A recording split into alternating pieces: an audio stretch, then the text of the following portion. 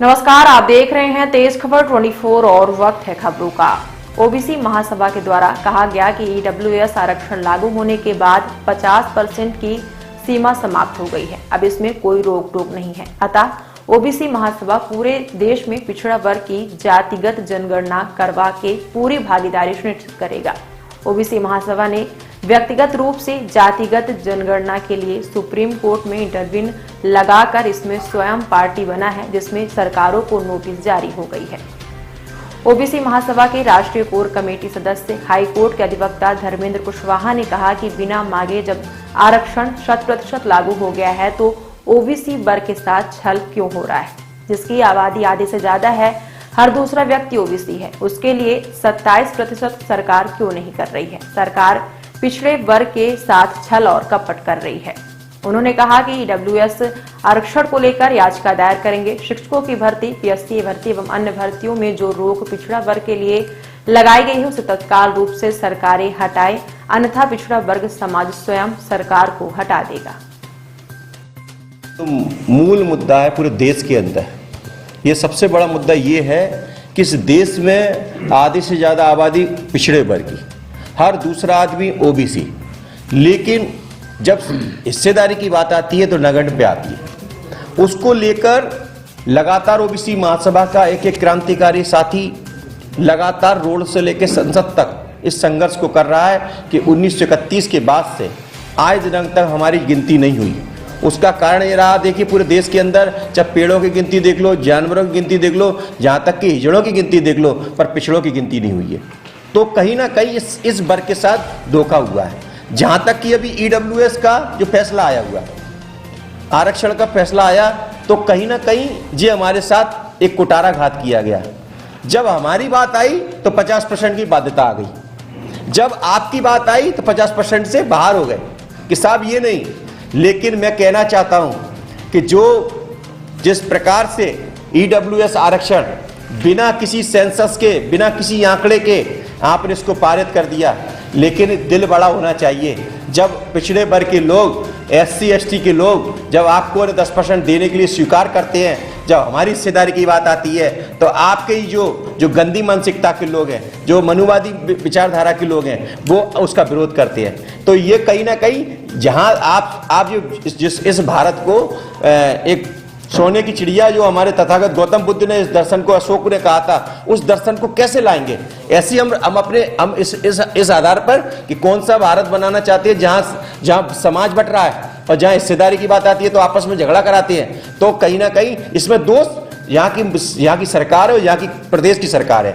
जहां तक की एक बात मैं कहना चाहता हूं कि जो जजमेंट हुआ, जजमेंट में आपने देखा ये पूरी तरह से, इससे बहुत रोष है पिछड़े वर्ग के लोगों में, क्योंकि आपने तो 10% अपना ले लिया, लेकिन जहां हमारी 50% की बाध्यता जब खत्म, आपने वहां कह दिया नहीं इंदिरा गांधी के जजमेंट पर नहीं। अरे तुमसे अच्छा तो जजमेंट जो पंचायत में लोग बैठ के करते हैं, वो न्यायपूर्ण करते हैं, सामाजिक न्याय का जजमेंट नहीं है। ये जजमेंट पूर्ण रूप से जो आरएसएस के दफ्तर से हुआ है, इस बात के लिए हम कहना चाहते हैं यहाँ की सरकार के द्वारा हुआ है। क्योंकि आज जो स्थिति बनी हुई है, जो सुप्रीम कोर्ट के अंदर, हाई कोर्ट के अंदर पूरी एक परिवारवाद के द्वारा, एक जातिवाद के कारण ये वहां पर बैठे हुए हैं। जब तक कॉलिजन सिस्टम नहीं हटेगा तब तक इस देश में एक चाहे समण हो, चाहे पिछड़ा हो, चाहे दलित हो, चाहे वंचित हो, किसी का उद्धार होने वाला नहीं है। आप देख लीजिए पूरे लेबर लॉ में देख लीजिए, पूरी तरह से मजदूरों को बेघर कर दिया गया है।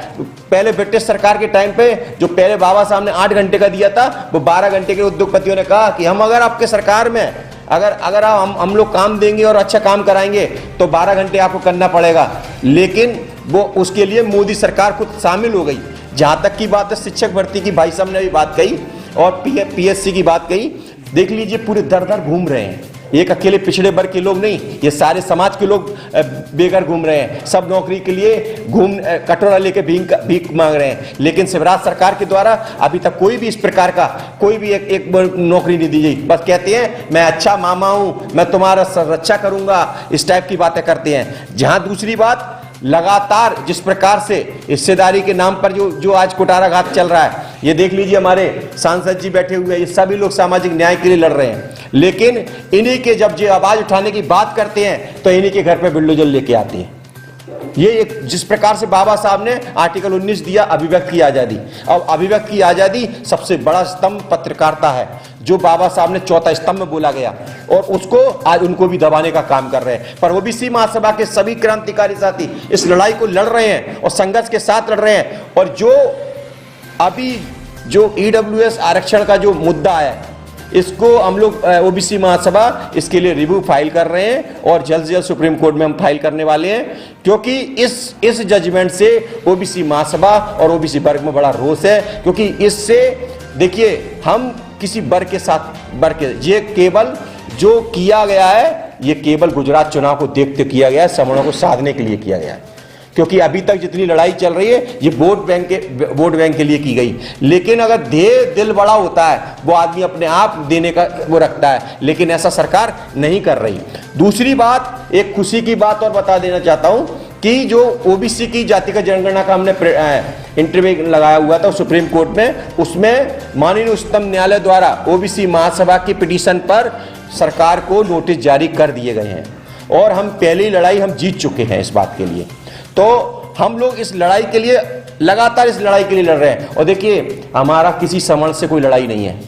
हमारे जो महापुरुषों ने बोला, जिसकी जितनी संख्या भारी उनकी उतनी हिस्सेदारी। यदि समणों की संख्या इतनी है, उनकी हिस्सेदारी मिलना चाहिए। और यदि हमारी है तो हमारे साथ ऐसा ना करें कि हमारी 50% है और हमको एक रोटी दी जाए। ये है ना अन्यायपूर्ण व्यवस्था है। और इसके लिए ओबीसी महासभा और सभी क्रांतिकारी साथी इस लड़ाई को संघर्ष के साथ लड़ेंगे और लड़ते रहेंगे। क्योंकि आपको बता दूं, यदि हमारी हिस्सेदारी 2023 में नहीं दी, चाहे सामाजिक हो, चाहे आर्थिक हो या राजनीतिक हुई, तो 2023 में मामा को घर बिठा देंगे।